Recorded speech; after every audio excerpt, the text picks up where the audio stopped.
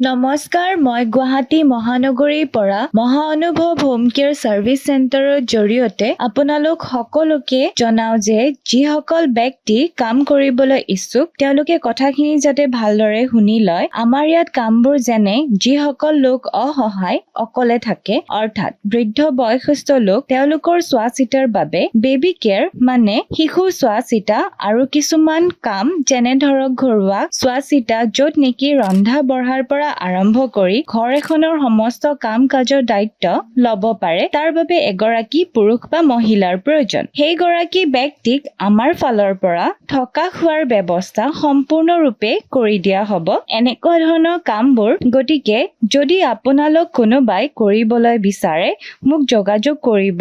যোগাযোগৰ বাবে ফোন নম্বৰটো মই ভিডিঅ'টো স্ক্ৰীনত দি দিছো, মোক কন্টেক্ট কৰি ল'ব।